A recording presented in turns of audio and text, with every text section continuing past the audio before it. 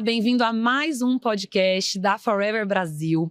E hoje eu estou muito feliz de ter um convidado que passou alguns dias aqui no Brasil e viajou comigo para alguns lugares. Hoje a gente está aqui nessa casa maravilhosa do Rio de Janeiro, que provavelmente você já conhece, mas não tinha lugar melhor para a gente fazer essa conversa sobre o futuro, sobre o que ele viveu aqui nesses dias. Então eu quero dar as boas-vindas ao nosso presidente global, Aidan O'Hare. Welcome. Thank you so much for being here. What a lovely introduction. Did you like it? Oh, it was amazing. I trained for 1 hour to do it. So, but it was great. Thank you, thank you. Just saying about the house and the trip we got from Fortaleza, and now we are in Rio de Janeiro. It's beautiful to be back at the house. Yeah, it's so nice. A lot nice. of memories here. Yes. A lot of great memories. Yeah. So when I visited here the first time, I was like, wow, this is amazing. I've never been a house such like this one. Yeah. Never. Yeah. It's really nice. So Aidan, thank you so much. First of all, for being here. And second, to give so much energy to Brazil. I'm so excited after those 3 days here. And I know you have already talked a lot. And we are going to record 1 hour now or more. Bon chance. But first of all, can you introduce yourself for the people that probably didn't meet you on the events and don't know hard. you? No, just say it. We talked about that this morning, and I'm not a huge fan of that. Okay, you can talk about your wife and kids. My wife. So I've been involved in Forever since 1996, and I'm English. I'm from England, and I started. I was in the military, and I served a few years in the British Navy, in the Royal Navy, and I loved that. You know, it was a great experience. I love being away. I love being at sea. I love the adventure. I love the camaraderie of it. But it wasn't right for a family. I knew that I wanted to have a family, and so I started to think about that. And an opportunity came for me to go and serve a mission for the church, and I served 2 years in the deaf program with deaf people. And at the end of that, I met my wife, Laura. I've only got one wife. It's the same one, you know. So, and it was amazing. And right at that time, I was just starting to develop. I went to university and did marketing and weirdly linguistics. Wow. I don't know why. And I still don't have much reference to that, you know.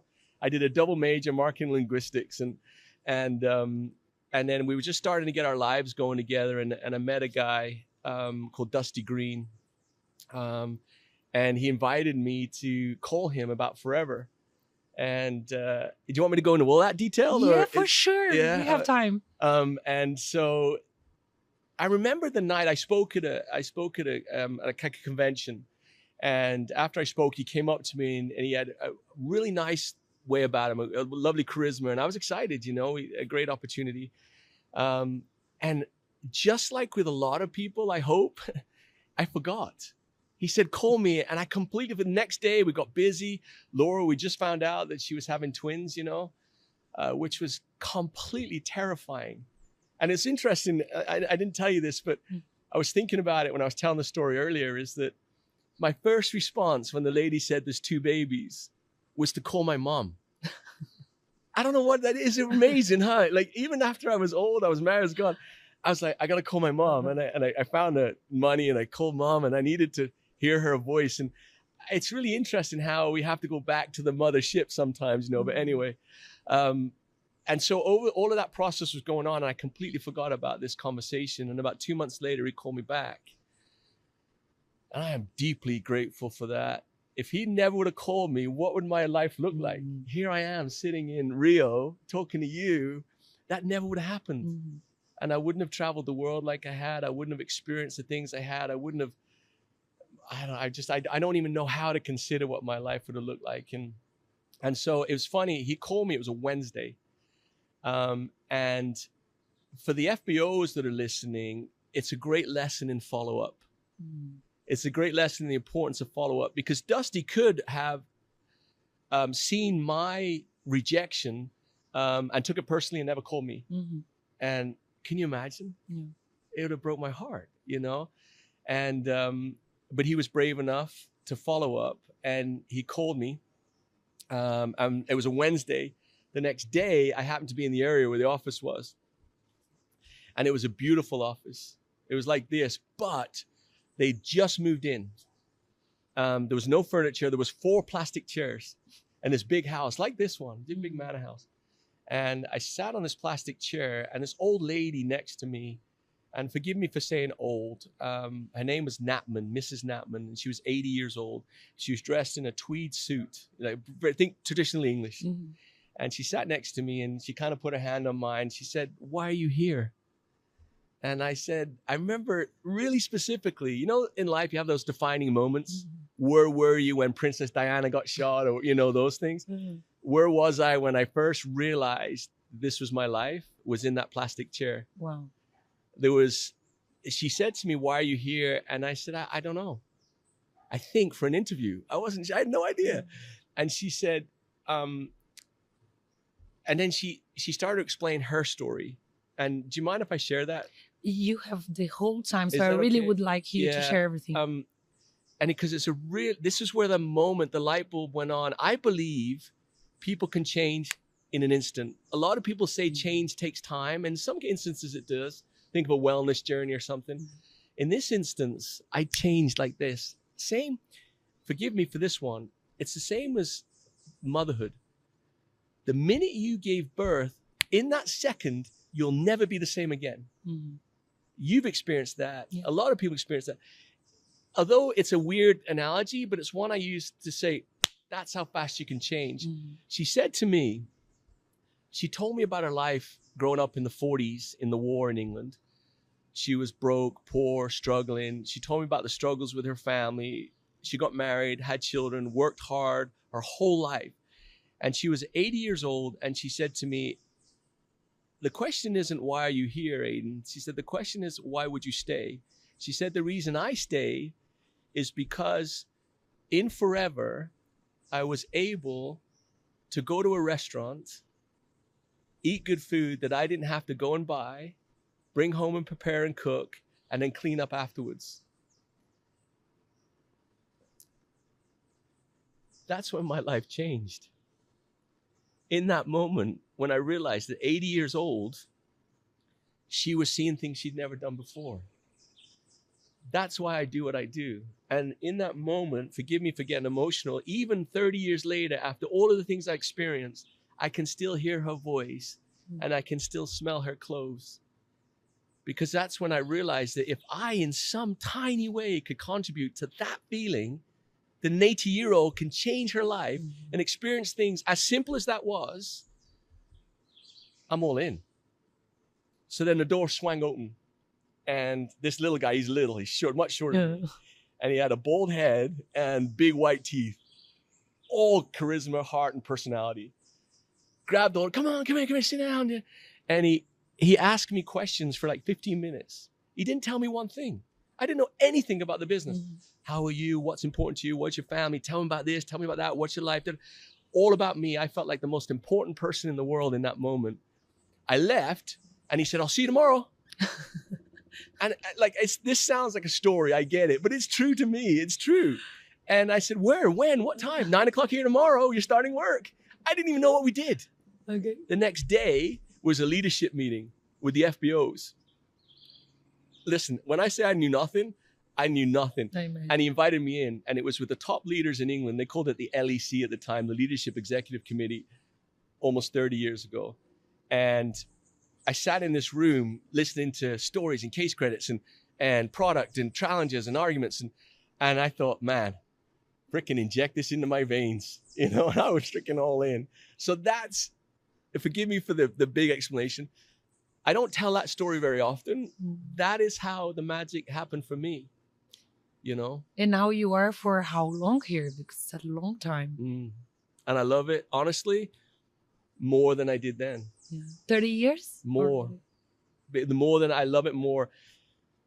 I am in South Africa and I hear of a woman whose husband beat her up, threw her out of the house.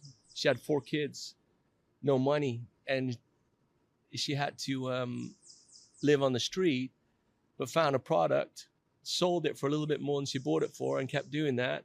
And now she has a life for her family. Only thing she had was a wheelbarrow.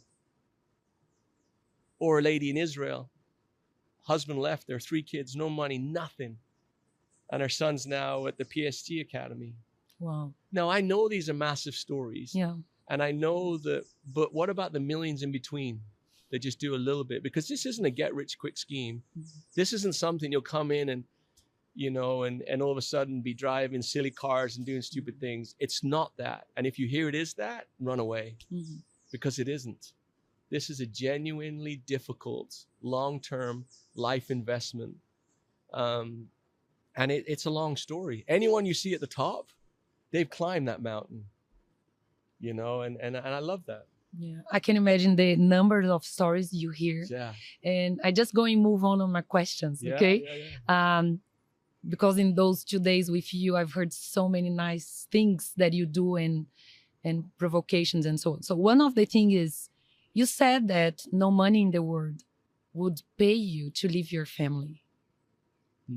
So can you go deeper on that again? Like, why do you do what you do? Why do you travel 150 countries and spend time with people?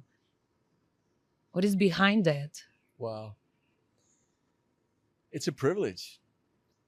You know, like I read a book called Good to Great. Do you remember that book? I read it too, Yeah. yes. And you remember it said in there, I can't remember, let me think now, but one of the things is find something that you are deeply passionate about, something that drives your economic engine, and something you can be the best in the world at.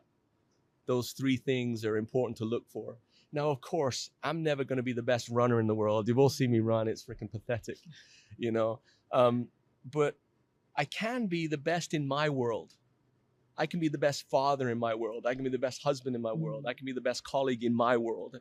And I kind of adjusted it to be like that. But the one that refers to your question is, what are you deeply passionate about? Not what are you passionate about, not what you like. Because my personality and yours, we like everything. There's very little, like, you don't like octopus, I know, but there's very little that we don't like. You know, it's just our nature. But there's an emotion deeper than that. What are you deeply passionate about? That emotion is what makes time stand still and takes your appetite away. When you find something that does that, do it. That's what this does for me. So I'm deeply passionate about the people experience. And I know that sounds romantic. I know that everyone says that. And I don't know how. I don't have the words or the ability to communicate it enough to say that it is just the way I'm wired. And so if you said to me, Aiden, now, like you asked me about my family, I have 6 children, Jack, Sam, Jonah, Bella, McKay, and Finn. And they have wives, Ellison and Alexa, and they have children, baby Kate and baby Betty, and Jack and Alexa have another baby on the way. They're not everything to me. They are who I am. They're not. Do you know what I mean? There's no line that you can carve and say Aiden and them. It's just we are. There's a great expression that all things subscribe to one great whole. We are whole. So could I separate myself from that for an amount of money? No. Right? No. It doesn't exist, you know. What's the number? And so it is. So I had to find something that I'm deeply passionate about. And it's right now, it's being here with you. This morning, it was being with our staff. These brilliant people that sacrificed so much for us. In that moment, I don't want to be anywhere else. And that I absolutely love about what I do. It's the same for you as, you know, Eric and John Paul at home. Why do you leave them? Because of the people, because of the purpose on being here. We have this conversation yesterday, you know, that it's not about me. It's about what I have to do right now in terms of vision, purpose, why I have worked until here. And now it's completely different. I think it's the first time that I have a job, and I don't know if I can say this, but that has purpose on that. And it changed completely the way you do it. It's amazing. It's not for my career. It's not a job title. It's not my salary. It's not the trips. It's nothing like this. It's just why I'm here. When did that light go on for you? I think like 2 years ago, I started to think about what I'm going to do in the next 10 years of my life. And I think I was pretty comfortable to start thinking on that. And I know there is a lot of people that are still struggling, even though working 20 years, 30 years. I wasn't. I could like think about it and take time to plan. And I was planning another thing, you know.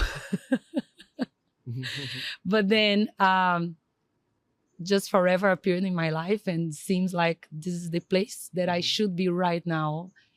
And I'm sure of those days that I took the right decision. Think about those 20 years, that preparation. What skills, talents, attributes are you going to bring to bear here that you didn't ever realize that you were prepping for? Wow. I am interviewing you. It's not the opposite. What Together. is this? I'm just curious. Okay, first of all, I think I love people. I love hugging. And, you know, I think I kind of missed that. Yeah. Yes, I took a long time since like beginning of this year working at home because I was just managing foreign countries, not Brazil. And those 2 days in São Paulo and Fortaleza, I thought, I really like hugging. Yeah. You know, I'm a very relationship person. I like hearing stories. I like, you know, to help them, to be useful in somehow. And I know that sometimes just a hug or a word can change our world. Because one day someone did it for me. One day someone looked at me and say, you can do it. You have the skills. So probably hugging is one I found out right now. Also, you know, give me spotlight to others. I don't need this anymore. Like I have everything I would ever dream of in terms of building my life. You know, things that you think it's going to fill you and it really fills, but then you need something more. It doesn't know. I know exactly what you're talking about. You think when I reach this, it's going to feel like this. So if I have a family, if I have a house, if I have enough money, if I have the car, if I travel, it's going to be enough. But then when you have it, you see, okay, it's good. It's okay. Thanks God you gave me all this. But now I think I need something more that it's not about me. Once I've been at training and this guy blew my mind, it was like 5 years ago, maybe more, 6 years ago. I think I was pretty young on that time, but I still remember this. He said life was, you could put a pyramid below and then inverted.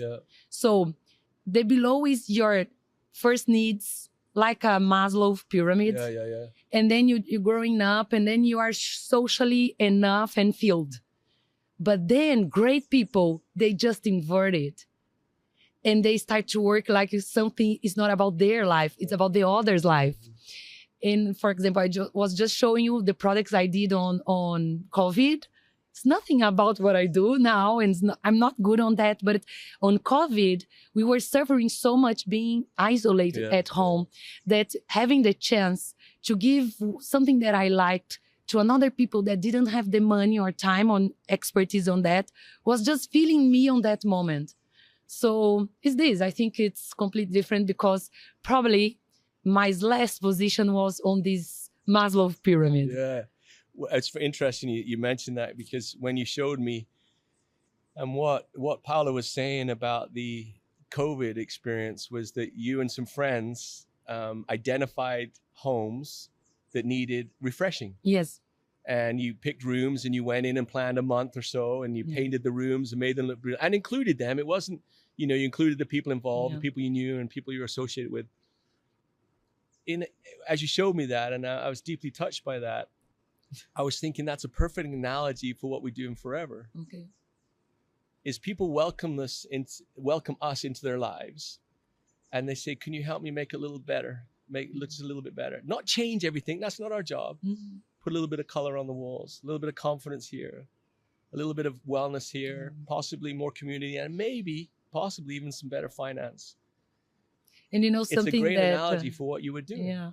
But in something that really, after starting here in those 40 days, but since the beginning for me was very clear, talking with FBOs, the huge opportunity we have in our hands because we have amazing products in terms of wellness that makes your life better, your body better, and which means also your mental health gets better when your body's better, it's healthy, but also a market plan, a business where anyone can join. And then you go to this old lady. So we give them the opportunity to improve everything they need.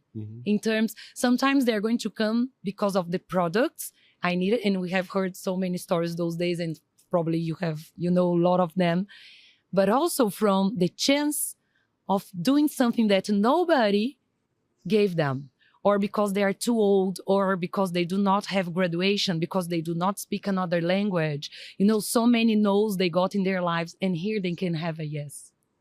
So thank you for giving me the opportunity of leading right now, Brazil. Hey, you took it. Yeah, but you gave me. So I want to, the 40 days. Yeah. It feels like you've been here forever.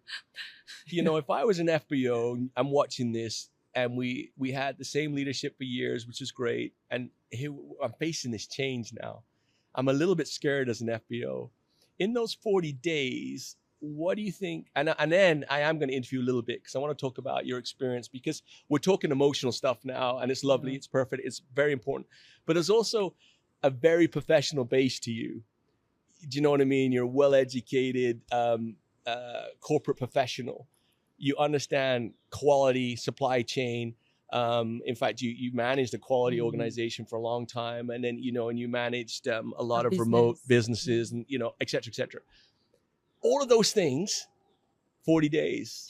What did you observe? Wow. What did you learn? What shocked you? Let's start there. What shocked me? Let's start there. Okay. First of all, I think it's the first company I've been that customers, and we can call here, they are the FBOs. Yeah. Has a lot of power and importance here. Yeah. It shocked me, because when you say leaders, in the beginning I say, which leaders they are talking about? For me, leaders would be like the leaders inside the organization. So I took some time to understand what was leaders here. And so the importance of this network marketing and those people is amazing. I've never seen this before. And not just network marketing, but Forever. Yeah, at Forever. Forever has a very open. Yeah. For example, the trips you give, all the marketing plan there is so generous for them, and trainings and everything is like, it's for them. It's not for Forever. It's for them to improve, to grow, to have the chance. No, thank you. Not right now. To give the chance to them to move on. So yeah, I think it's the first company I've been where customer has really voice inside. No, they contribute, they are heard. That also shocked me. Like, and I teach about customer experience. You know? Now you're experiencing customer experience. Yes, really on practical. It's so hard to find companies where you see this on day by day on culture. Yeah. And here it is. So. And it starts at the top. You know, Rex was 100% like that. Open door policy, called it. And then Greg is like you said this morning, I love, you said this, I love when I receive complaints from FBOs, emails from FBOs. This means they are engaged. Yep. So usually CEOs, presidents, VPs, they do not like to receive complaint. Nobody likes to receive complaint. Let's be honest. Like, I have so many things to do and you are complaining about a lamp, no? But then you bring like such a fresh vision on that, and how you really excited to see someone on details being worried about us. Yeah, absolutely. Can you imagine the energy it takes for someone to come to you to tell you something's wrong? We should be paying them. And I teach that, you know, like I say, when someone complains on you, they are giving the most important thing. There is no price, their time. Yeah. They could just be doing something else. How many times do you complain in a customer care, or you just prefer to change a brand, or just say, I'm not going to buy from them anymore. So when someone gives, it's not a complaint, it's a time that they are giving. Yeah. So, you know, I teach that stuff. But for the first time, to live it. I'm living it. So, and yeah, that's the most shocking part. We are not used to this in Brazil. Yeah. In terms of environment and companies. But that's why we can make this such an amazing opportunity. For sure. Because that community side of our business, I believe, and I don't have statistics on this, but the greatest sickness in the world today is loneliness. Yeah. People, even in crowds, are genuinely lonely. Because we're not communicating on a level, we're not being recognized, you know. Hiram Smith said, many years ago. He was the, do you remember Franklin Covey? Do you remember the organization? You remember Stephen Covey wrote 7 Habits? Okay. Well, he partnered with a company called Franklin. And one of the founders, Hiram Smith, came up with this concept that there's 4 basic human needs.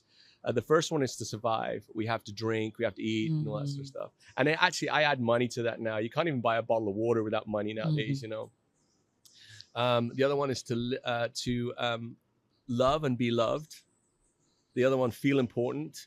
And the last one, variety.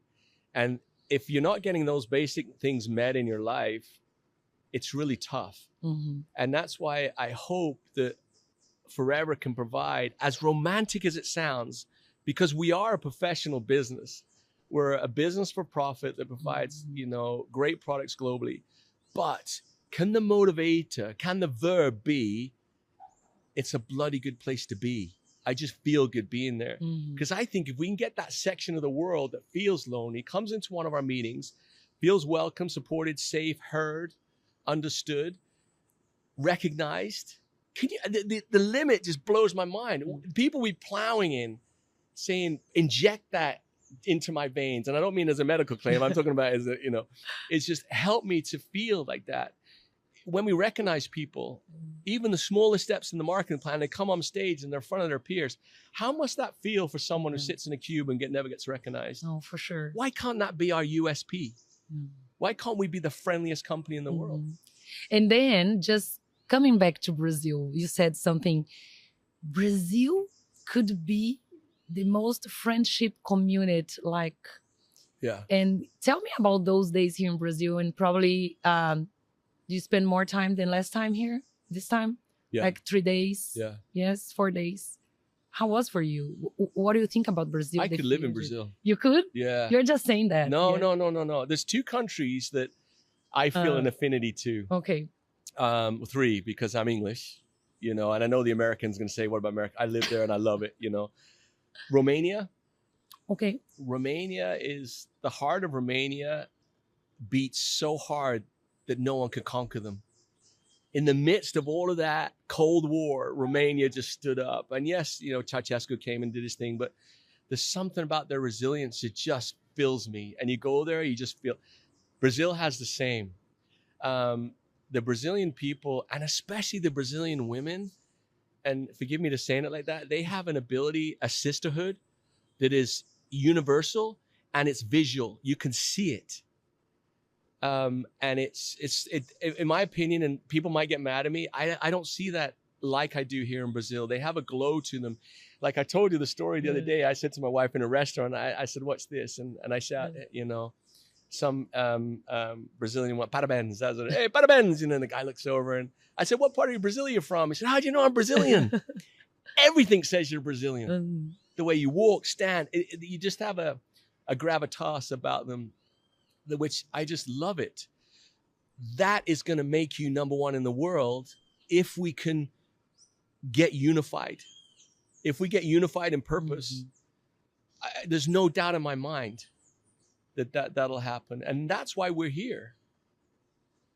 And we get to swim at the beach at Copacabana. You like it. Wow. Yes. And took a guarana, drink guarana also. Dude, I could have died this morning in that ocean. I would have died the happiest I've ever been. It was just amazing. No, Brazil is amazing. I love my country. And I think... the people. The people. Yeah, the people here for sure. Yeah. It's not the country itself. It's like all the environment, all the people that we have. And we have been in Northeast that is different from the Southeast. But everybody with this warm, welcome, warm way of conversations. It's like you know them forever. Yeah. No, nice hugs. And it's really, like the lady at breakfast this morning. Yes, she was so nice, She was our sister in 5 seconds. Yes, you know? She was saying, you speak English very well. What do you do? And then we start talking. And she's like, what kind of tips can you give me? And I have never seen her before. And it was so nice. So this is Brazil. Yeah. And I love being here. And I think if there was ever a country that was, or a people that was created for forever success, it's right here. Okay. Right? Yes. What are you missing? You know, you got a wellness focus. The Brazilian people are typically really wellness minded. the community aspect of it, your family, the culture. The other thing I love about the Brazilian is if there's a rule, I want to bend it or break it. It's just the way. If stand in this line, they'll stand 2 feet that way, just because, you know. And there's something about that generates a fun energy, and the people unite against the man. You know, whoever that man is. You know what I mean by the man, the system. The people unite against the system. I think that generates a wonderful energy. So you've got the wellness aspect, you've got the community aspect, and then there's the educated business mind that's here. The entrepreneurial spirit is strong here. And I know there's a lot of criticism about the infrastructure and about the economy. Brazil's a pretty strong country, you know, and it has resilient, maybe also very resilient, willingness to accept and overcome. Put all that together, it's like, you know, the petri dish of all success, you know, and that's the way I see it. And that's why I love to be here. And probably looking at all the values you were showing those days to us on the brilliant tree. Yeah. Maybe grit. We have a lot. Yes. Yes. Yeah. Do you think all of them. Yeah. All of them. Maybe execute gets a little bit lost on a Sunday afternoon, but you know, all of the talents and attributes of the growth acronym. Yeah. Can we go on this story, like when you were invited or questioned by Greg if you were ready? Because I think this is an important question to Brazil. We're aiming and dreaming on being number one. Yeah. And the question is, are we ready? Yeah. And you were questioned by that from Greg like 4 years ago. Yeah. So please tell them. Yeah. It was a really unique experience for me. And I want to tell it authentically in the sense that there's an element of successful people that are, what's the word I'm looking for? They are looking for the next step. I was the same way, you know, and I'd worked 25 years in forever. I'd been all over the world. I'd worked in just about every department. And so on paper, I was a pretty good candidate. I didn't even know they were looking, you know, but I was a pretty good candidate. And I say that from the outside because what I'm going to tell you now is from the inside. It's completely different. I was ambitious. And if you would have said to me, you know, sitting right here and it hadn't happened, do you think you could be the president of Forever Products? I probably would have said yes. Until he walked into my office and said, are you ready? Are ready for what? And he said, are you ready? And literally I had no idea. He said, are you ready to be the president of Forever Living Products? In that moment, I realized I was not ready. Even though I had on paper the skills, talents, and attributes, maybe. The moment when I realized the scale of it, the responsibility of it, and also what wasn't lost on me was I was the first a non-member of the family to be in charge. I was the first one. And that, the 150 countries, the languages, the cultures, the people, the mortgages that are paid, the products that are shipped all over the world, all these things just hit me. And I started to cry. Right in front of him. I was sitting at my big desk in the office. He stood there. And thankfully, we're like brothers, you know, and he didn't judge me, you know. And I started to cry and left. I just went home. I drove home. And I remember every mile driving home, and it was kind of this sort of like up and down. It was like, wow, you did it. Oh my gosh. Right? And it was like, you know, it was like, oh, well done. No shit, you know. And I finally got home, walked in the door. I didn't say anything to anyone. I went and sat on the end of my bed, and I was thinking about contemplating to go out to ride a horse or something. And I started to cry again.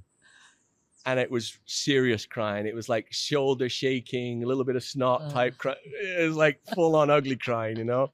My wife, my beautiful,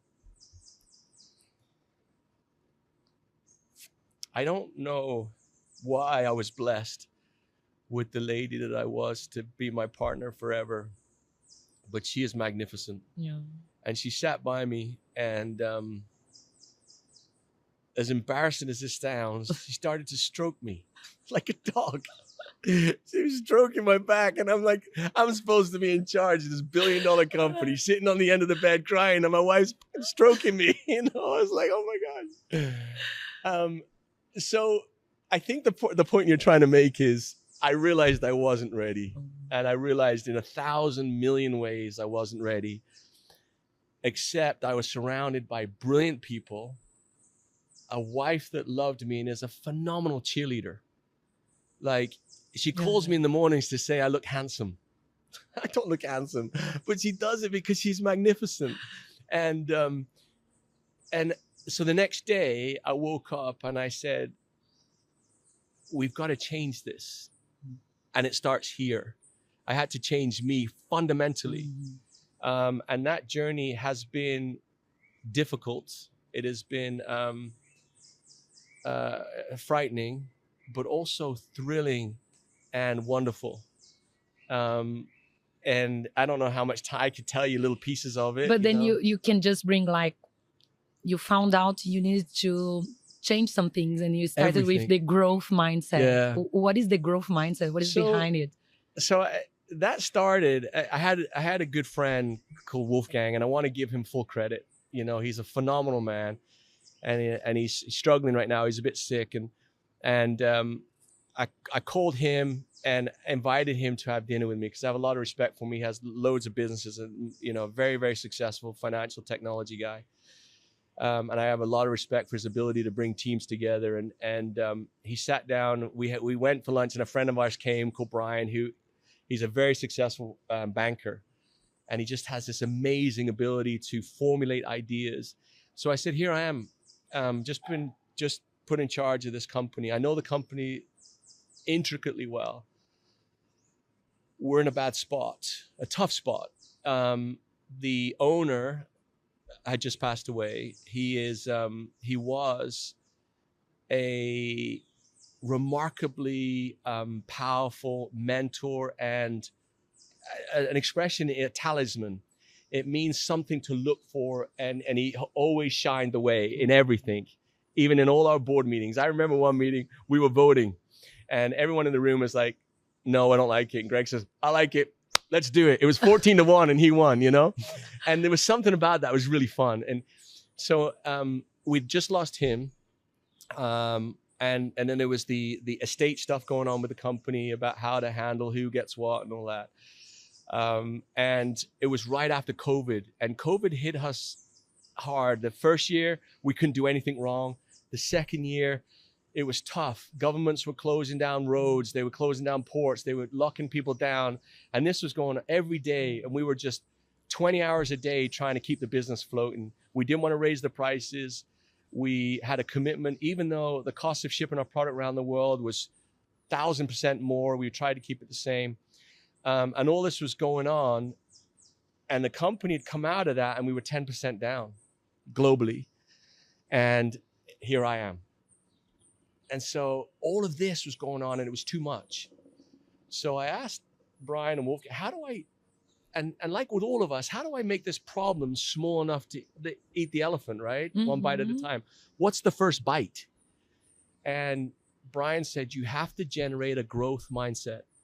The whole company has to be built to grow. Because if you're not growing, you're dying in business. And that was the genesis. So then I said, how do I teach that? Growth mindset, you know, it's like live, love, laugh on your fridge, you know.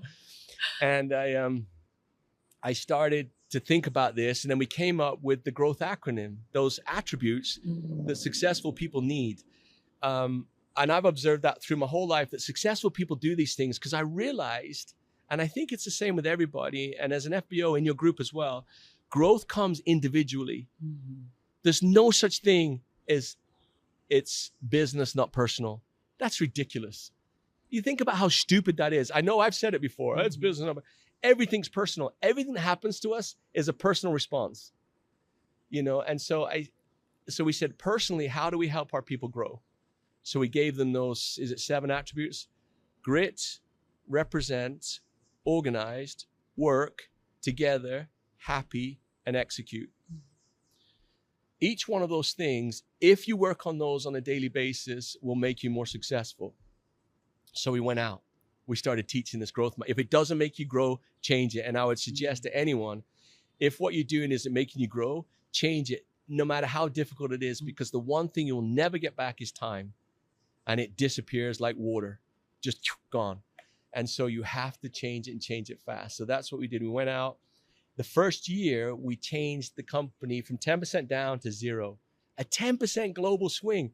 Didn't change the product, didn't change the marketing plan, didn't change anything other than this mindset. And we started to generate a momentum, you know. And so if someone's listening and saying, what has it got to do with me? They do the same thing. Copy what we did, is generate a growth mindset, ask your people to do certain things, get the momentum going. And subsequently, we've had an 18.5% in sales globally based on that fundamental attribute of improving into a growth mindset. Along the way, we've made a lot of improvements. We changed personnel everywhere. You know, if you aren't subscribed to the way that we want to do this, mudança. You know, it's going to change. Yes. And nothing will stop us. Nothing will stand in our way from presenting the very best opportunity to our FBOs. Not the easiest, but one that is going to be long-term and stable. Sustainable. Mm-hmm. Yes. Sorry, that was a lot of talking. No, but then I just want to say to everybody that Goodbye. is listening, no, stay here.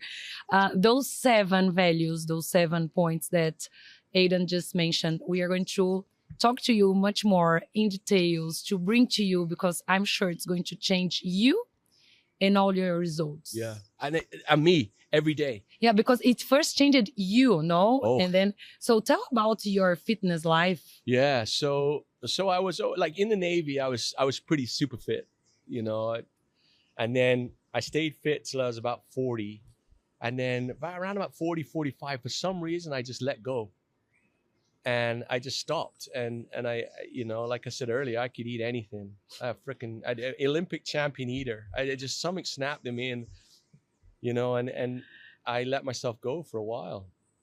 Put on some weight, blood pressure went up, started to feel not myself a little bit, you know, and I was like fighting against, like walking uphill almost all the time. And so even before this, I realized that needed to change. And I don't want to boast about it, because it's hard. It is really, really, really hard. And that's why I have that social media presence, which is kind of fun, you know, and it's just to show how unbelievably difficult it is to succeed. But if I can do it as a fat 57-year-old, if I can do it, oh gosh, you can do it, right? And so I started to eat a little bit better. I went to had my blood looked at, you know. Eat a little better. Yeah, you shouldn't be so judgmental, you know.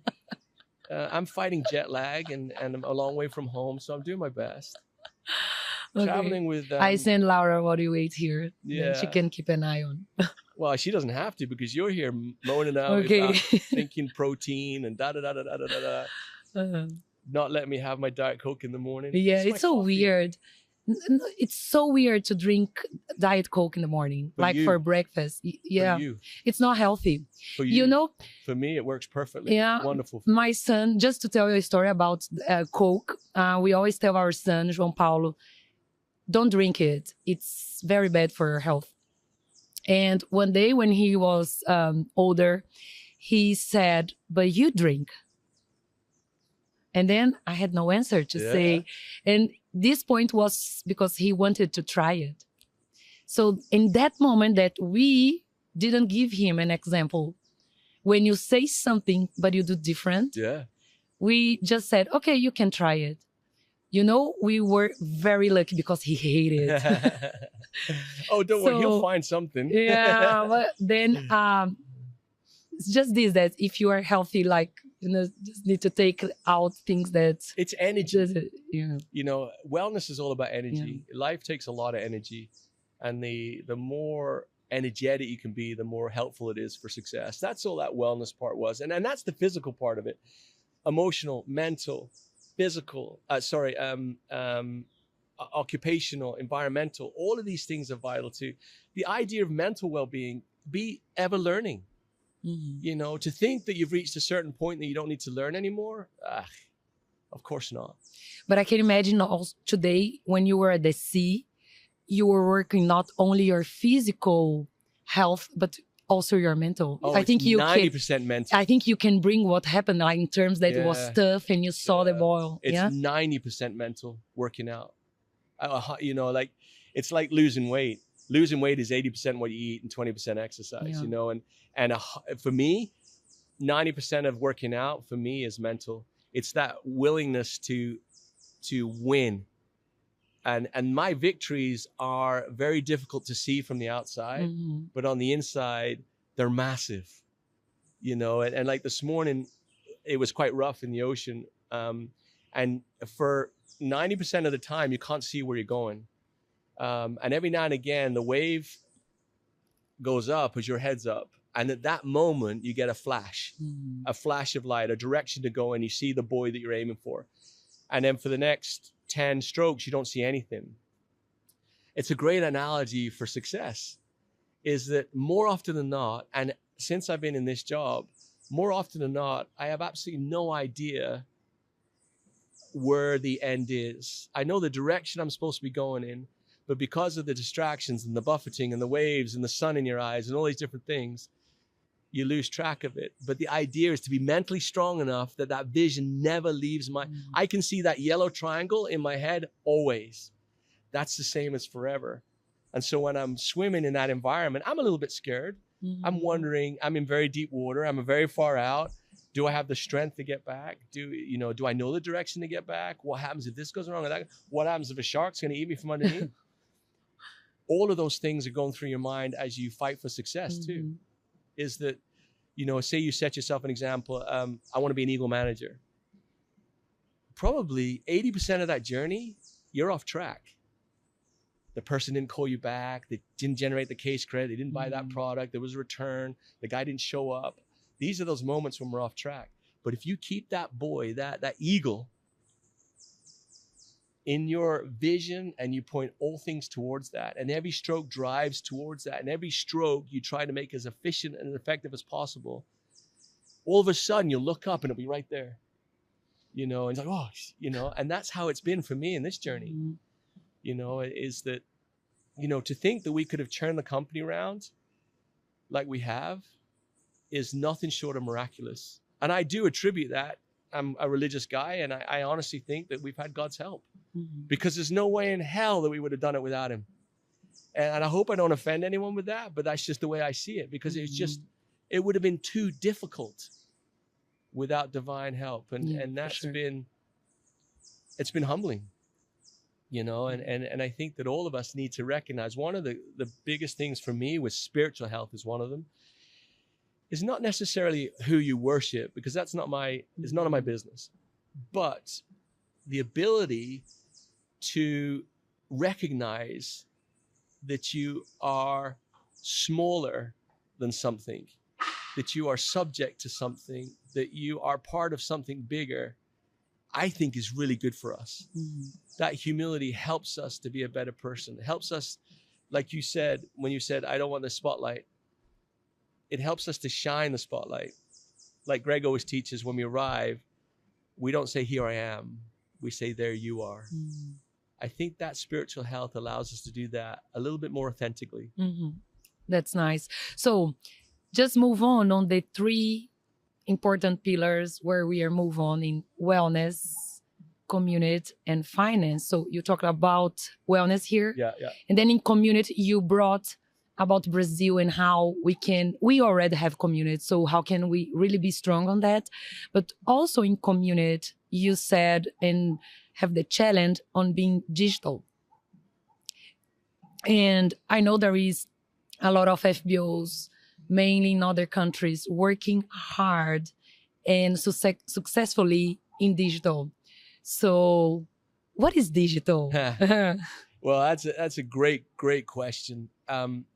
And I think this is Aiden's perception. And I think there's probably smarter people out there that are going to disagree with me. And that's fine, because I'm not well educated in this. As you know, you were teaching me how to use Instagram yesterday. I didn't even know, what was it called?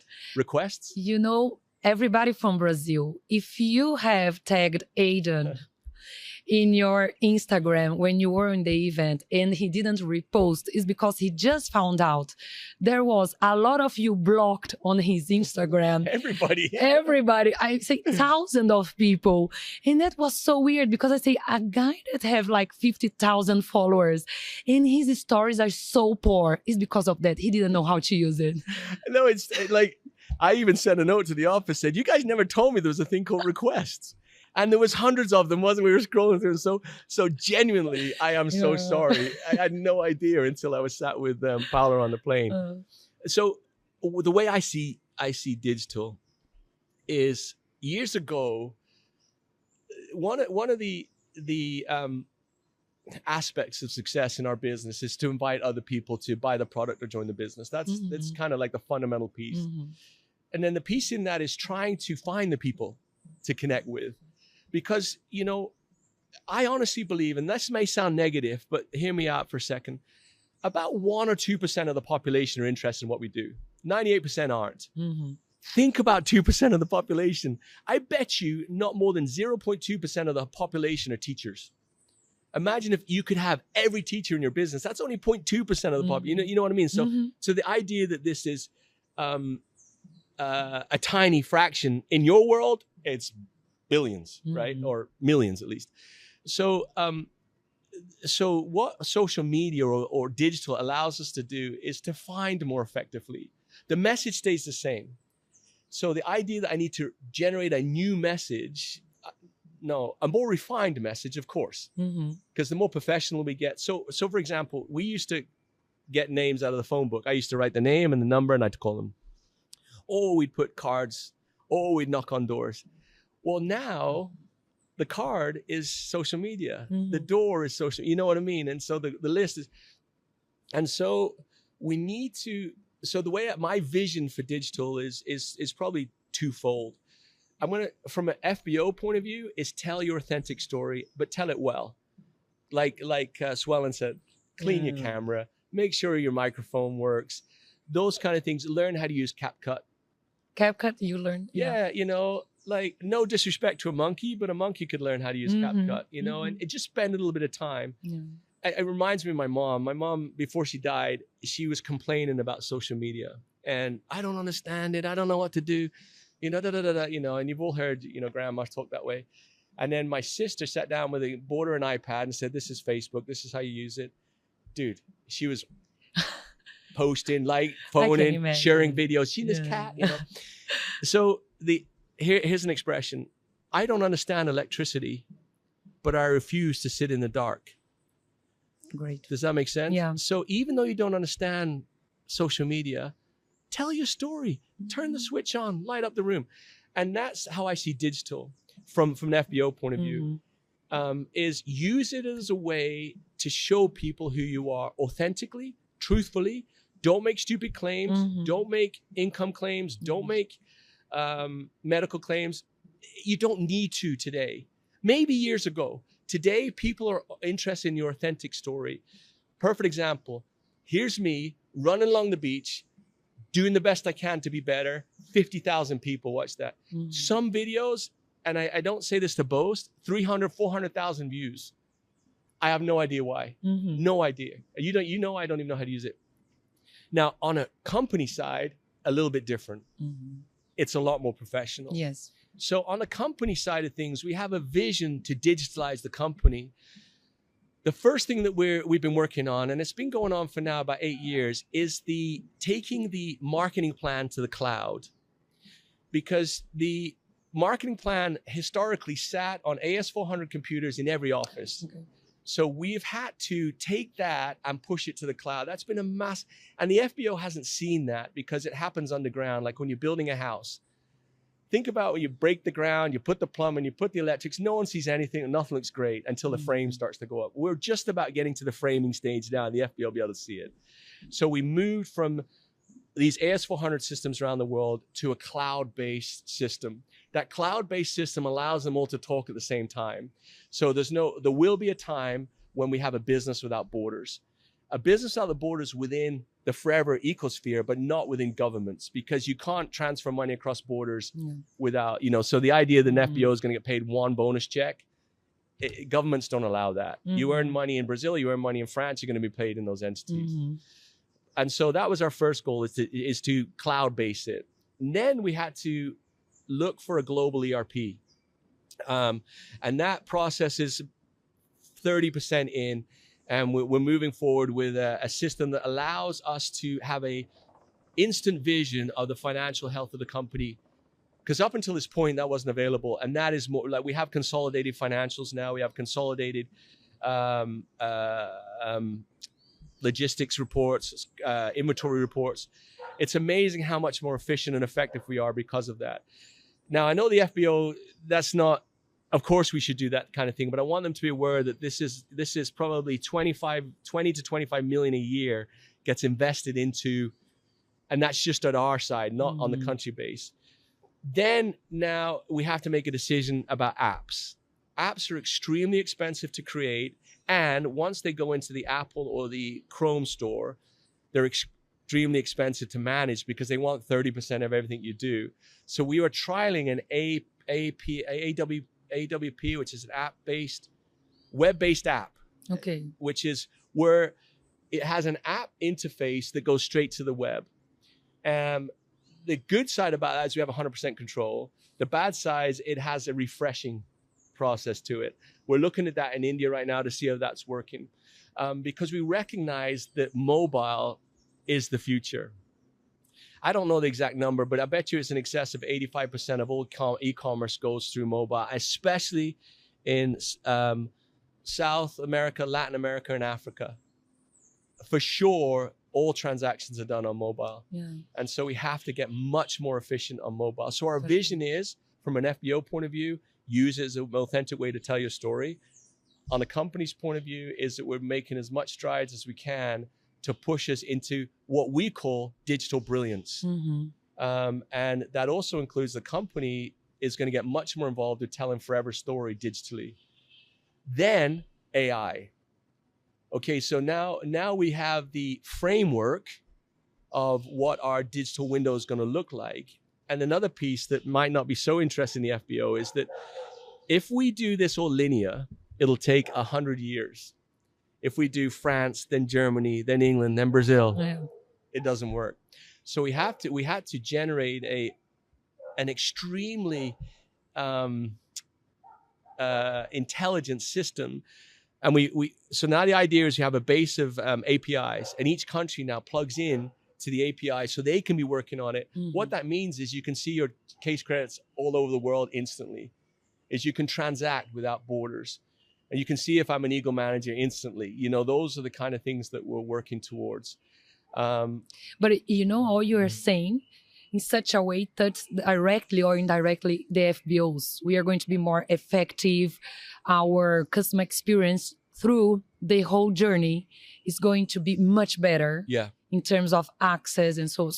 But it's going to take time. For sure. Yeah. And the 3 years, we're turning the business around from an emotional place. We remind me to talk to you about the investments at Ava as well, and then, but I want to talk about AI as well in that digital experience.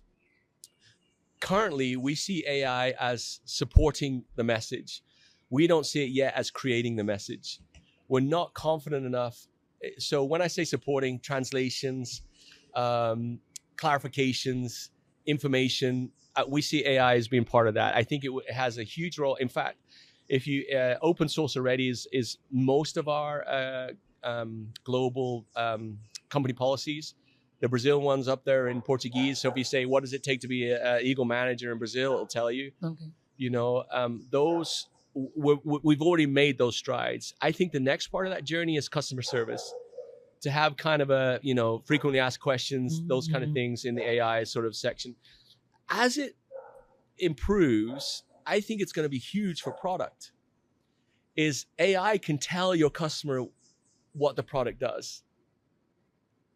You understand what I'm saying? For sure. It's not us. And also can help you on what to say in your videos. Yes. Like in your social medias, that today you need to go to a a paper, Yep. digitally studied, and sometimes take time, see a training. So yeah. It's part of your workflow. Mm-hmm. That's how we see AI right now.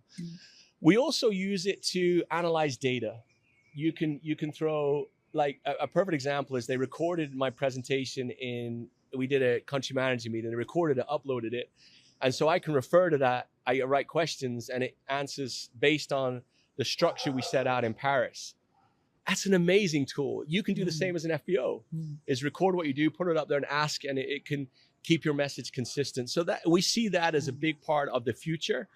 I don't see it leading the company just yet. That might be my age and someone younger come on, but I just don't see enough value in it making decisions for us.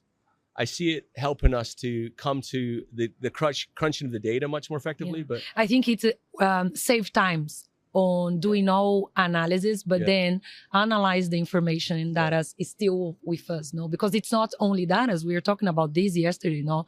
Numbers sometimes doesn't show everything that is behind. So we still need someone that knows how to do it, know the story behind the numbers to take the best decisions. Yeah. I want to also mention the role of what I think the role of technology is, as far as from a recruitment point of view, is that please use it as a tool only and as an extension of your message. Don't let it create your message for you, because then you become just one of the crowd. If you look at what we do, we all have the same product, and people in Brazil have the same geography, they have the same language. The only thing you can compete with is you. You are the unique selling point. Don't dilute that through the filter of AI. Yeah, for sure. You keep it as three-dimensional as you are. And it's your story, what you said in the beginning. If you go digitally, tell your story, it's your connection. So if you put a chat GPT to do everything, it's not going to be yours. So I want to move on because you are talking digitally. So there is another subject here, not only in Brazil for sure, it's about selling our products on marketplaces. And how do you see these? Because in my experience, we're not going against it. It's just impossible.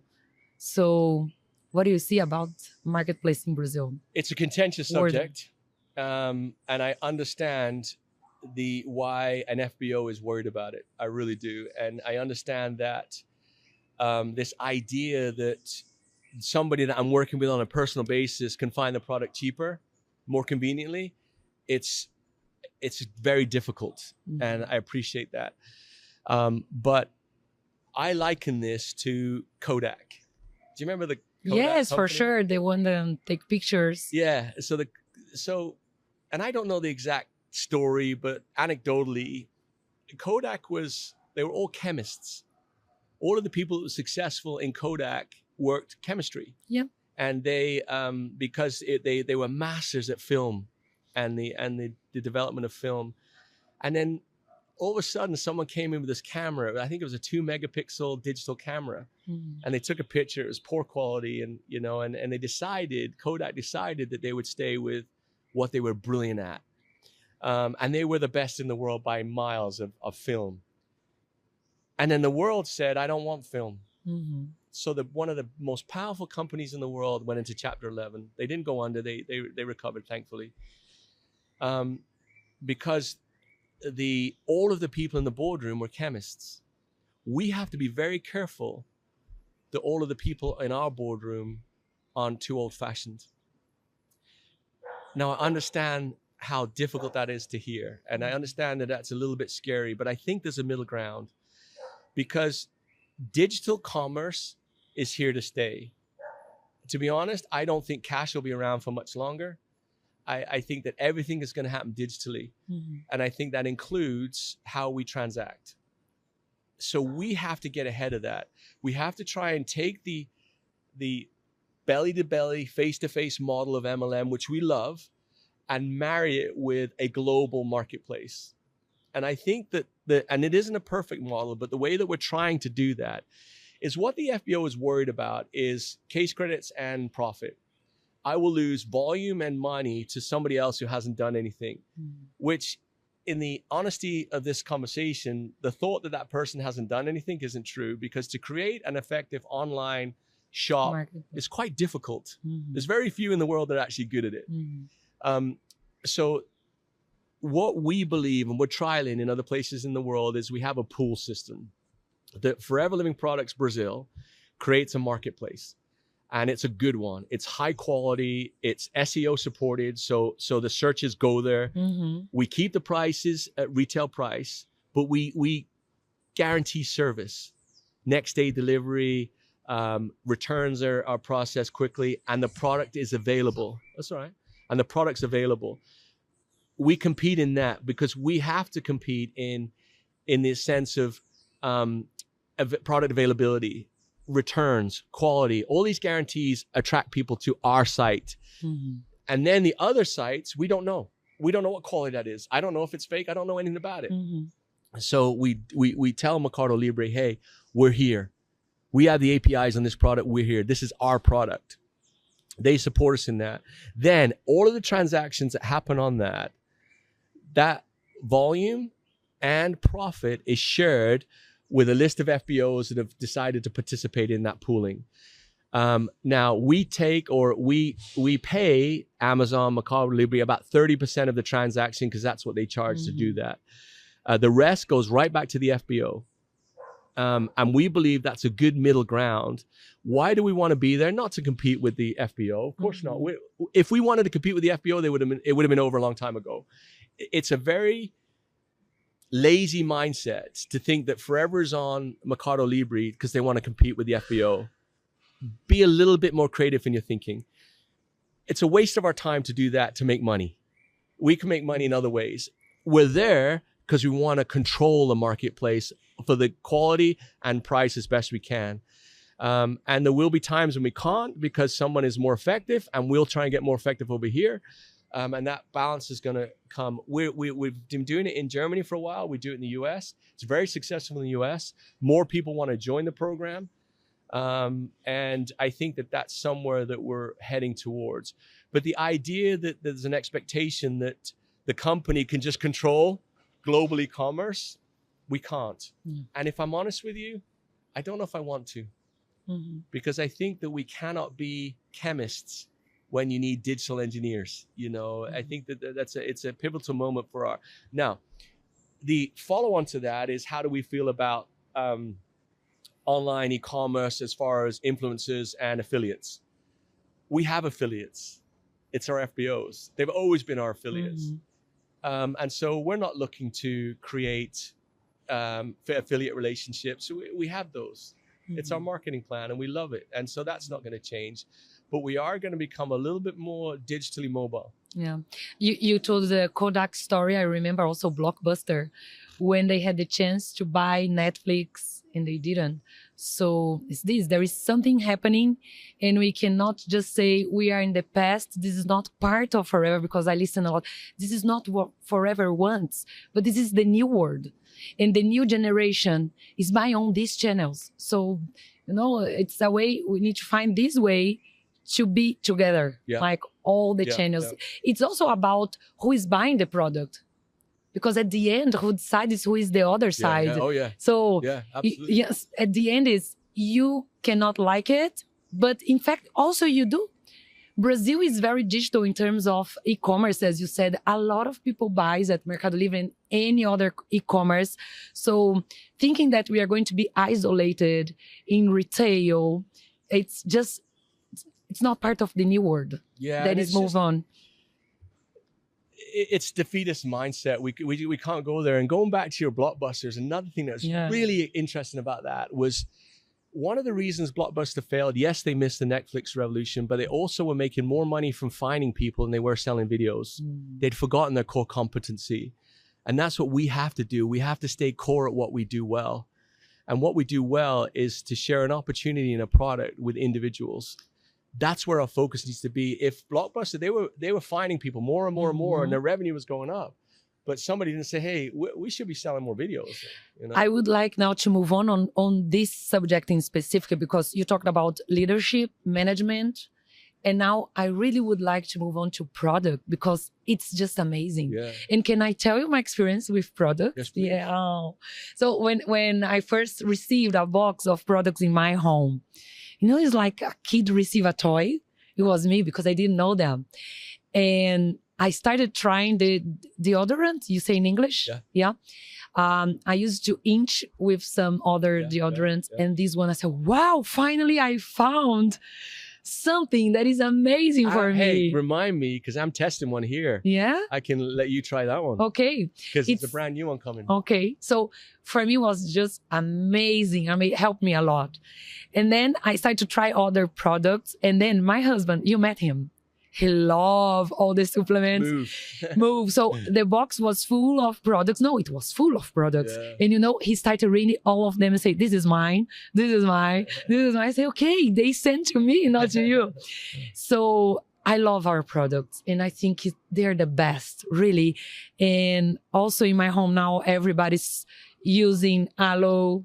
Due to my son has Crohn's disease. So we know how this can help him on this process. So thank you so much for doing those products. And can you tell me more about product innovation? We know we have some lack of products last year and... Yeah. So that's two different things, product innovation and product supply. Yeah, I know. So we... As part of, you remember we said we were in a difficult situation. Part of that was that we were a little bit too slow in making some adjustments to our supply chain. And we've just made those now. And what it was is that the world has changed a lot since the initial model. Rex's vision was to be vertically integrated in one place. Mm-hmm. So we had aloe vera America in Dallas. We made 90% of our product there with our own aloe vera brought up from Dominican Republic or Mexico. And that process worked perfectly for 40 years, maybe a little less. But then the world started to change. You've heard about tariffs. You've heard about protectionism, where countries are starting to realize, hey, hold on. It's a much better idea if they manufacture here. And so they put every barrier in place possible to stop that happening, i.e. America sends product out. In addition to that, what worried me was a redundancy. What happens if that warehouse burns down? What happens if the fire goes or the electric goes, you know? So I was like, supply security. Yeah, and Greg's vision on this was clear. He said, okay, this is what we want to do. Mm-hmm. So we started to, and the other thing that happened when the countries demanded protectionism, they did a really good thing internally. They increased the quality of domestic production unbelievably. This idea, we produce product in Romania now. We do RTC in Romania. That factory, I've never seen anything like it anywhere in the world. It is a phenomenal, modern, wonderful facility. Same in Germany, Poland, Brazil. Now, there's this idea, oh, it's created in Brazil. It's not like that anymore. Mm. Because if they want to generate products, businesses come in and demand, you've got to make it better. You've got to make it better. And they've done an amazing job of coming up to speed. India it has a reputation maybe of not so quality product. Their manufacturing arm of nutritional supplements is unbelievable. And their creativity, innovation is amazing. So why I tell you that is we've started now to manufacture and package our product globally for those two reasons.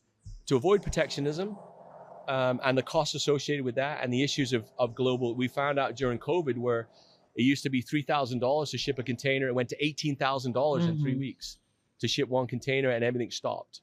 We can't have that happen again. We have to have product around the world.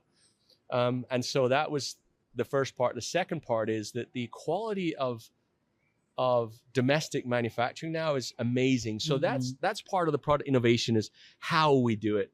The aloe still comes from the same fields. We have more aloe in the ground now than the demand we have. So we're prepared for an increase in demand. But when we started to move the manufacturing out of Ava, this huge warehouse, there was a big empty hole in the middle. And then we had a facility in Phoenix that would fit perfectly in that empty hole. And so we decided that we would move that facility into Ava to take advantage of the space we had and the expertise we had. That process took longer than we thought.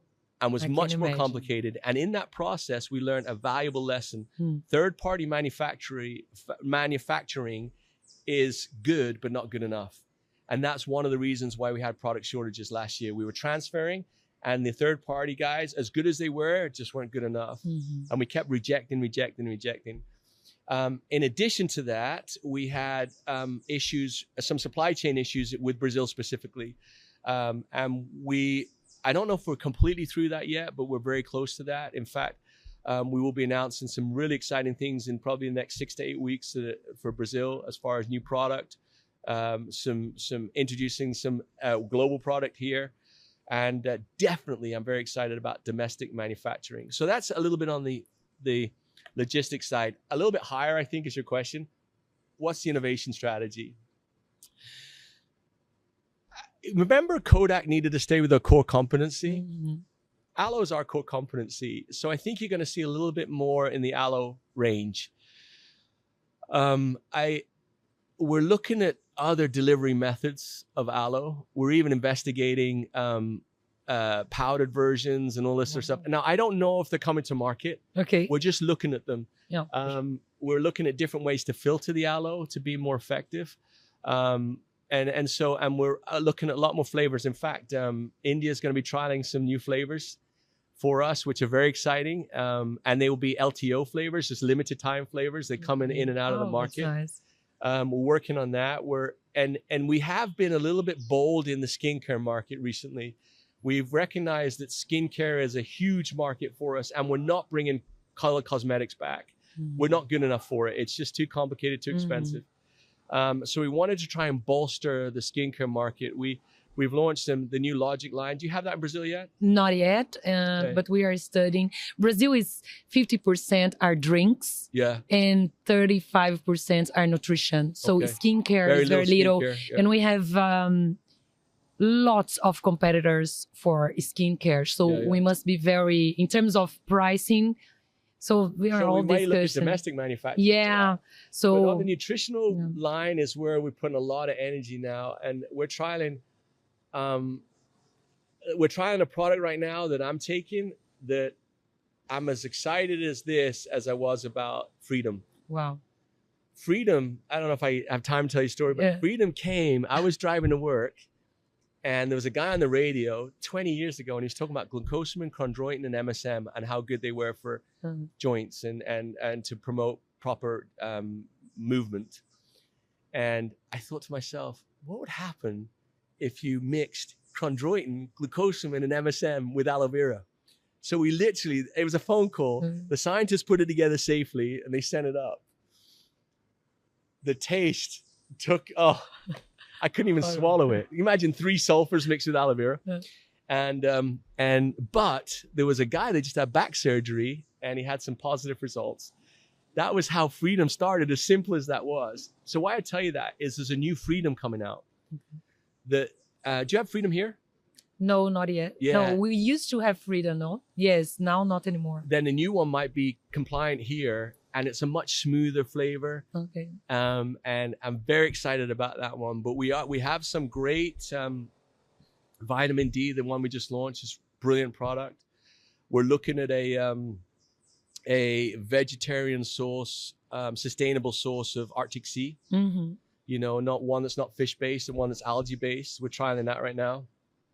And a fiber product, which I think is incredible. Okay. And fiber is I think one of the most underutilized supplements in the world today, because it's stripped out of our food a lot, and I think it's brilliant. So yeah, I'm very, very excited on see these products, but much more on have here all the products that we need to grow Brazil. So I know we are just organizing this. Japan is #1 in the world, and they has have 20, 30 products, 20. Yeah, 30 we did products. this exercise also here to see what was having, but all the drinks, we are just organized the stock and prepared to be #1 again. Yeah. So I think we are here for more than 1 hour. Is it like almost 1 hour? See? You thought it would be difficult. Hey, I'm just performing for you. Yeah, thank you. Before we close, I want you to say. I just want to say thank you for this opportunity to share some thoughts. but I also want to reiterate how excited we are to have you on board. Thank you. I've learned a lot about you in the last 3 days, but I didn't need to know any more about you than the first time that we met you. That you came authentically, and you came and said, I just want to make the world a better place. Just the same motivation that you had to paint those rooms is why you'll do fabulous here. And like, remember you said to me, you didn't ask me about my experience. Yeah. You didn't ask me about this. I didn't need to. I read your resume, and that's what's going to make you successful here. But be patient. And I would ask our FBOs to be patient too, is that we're talking about some amazing things, and they're going to want them all tomorrow, and they won't come tomorrow, not even next week. It's going to take some time. So enjoy the journey. I think you're going to do a fabulous job. I think that you'll bring an energy to Brazil that they need, and so I wish you and we're here to help.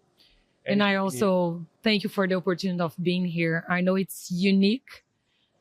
Probably there is a lot of people that could sit in my chair in Brazil. We have amazing professionals here, but I'm very glad that you chose me. Thank you. Thank you. I wanted to say also, finally, I want to recognize Garen and Greg in the process. Those two men love this country. I'm learning to, but they've been here for, Garen's been coming here 30 years. You want to do a blood analysis on him? I think he's Brazilian, except the fact he's not as friendly as you guys. You know what I mean? But their commitment to your success, and if this goes global, keep it in Portuguese. I think it's more than I've ever seen for any country. They love this place, and I want to recognize that there's this great expression, the difference between pig and a chicken for breakfast. Okay. What is the difference? A chicken donates, a pig gives everything. Okay. Because bacon, huh? Yeah. As weird as it sounds, Greg gives everything. We're just chickens. Because this is his life, his money, his legacy. His investment. It's everything. And that's never lost on me. I never underestimate his willingness to put it all on the line for us. And I love that. And I hope the Brazilian FBOs and Brazilian people recognize that. Yeah. And can I just add on that? Because I told you this is sometimes people talk a lot, like today? No. Like the importance, I believe this. Yes, we are going to do it. Make promise. But for me, more than talking is the actions, are the actions. And since the beginning, you three on this interview, and then during those months, didn't need to tell me. Like, your actions show that Brazil is important. So I'm pretty confident that we have all we need really to move on to the first place. Our leaders. Yeah. We have all the Brazilian leaders, man. I think of Lino and Noemia and all of their sacrifice, because they were at the top, #1 in the world. And then it came down, and they still were so low. That's just an amazing quality. And like I told you, when Lino told the story of Brazil at the global leadership training, it was silence in there, and we all had goosebumps. Everyone was crying as we realized just their commitment, and all of the leaders and the diamonds and the Eagle managers. And I want to recognize them, and we love them and their hard work. I think we must value in relationship who stays with us on the front of the war. Yeah. Like, when everything is okay, there is a lot of people, but then tough times come, and who stays with you and pass through this storm are really relationships to be forever. Our staff here. Yeah, for sure. You see, 10 years, 20 years recognition. They're also warriors on the battles for forever. Yeah. So thank you so much. Shut up now, huh? Final words to them? My final words is, this building is a beautiful metaphor of where Forever is right now. This building is wonderful. It has an amazing legacy. It is one of the most beautiful homes in Brazil, and it served us incredibly well and will serve us in the near future. But it also stands as a little bit of a monument of the past. Our job is to thank it. Just like we thank the past, to rebuild it as best we can and leave it for somebody else. Because the future is modern, it is bright, it is clean, it is exciting, it is without borders. It doesn't have walls and gates. That's how I visually see Forever. And if you get the chance, look at some of the other offices with the open plan and the purpose-built opportunity to, so use that as an analogy as you see, respect and love the past and learn from it, but we're not going to live in it. Thank you so much. Aidan, was just amazing. De nada. De nada. Se você gostou desse conteúdo, se você realmente acha que ele é importante, que pode te ajudar na sua rede com outros FBOs, eu te convido a compartilhar. E a seguir o Aidan também nas redes sociais. Your Instagram. You wanna give here? Yeah, let's go. James. It's Aidan O'Hare, yes? Yeah. A gente vai colocar aqui embaixo para você segui-lo. And if you follow me, I know how to recognize you now. Agora ele aprendeu a te responder. Então, obrigada, que você possa realmente tirar desse podcast muitas dicas, muitos insights para o seu negócio, para a sua prosperidade. Um beijo e até a próxima. Obrigado. Obrigada.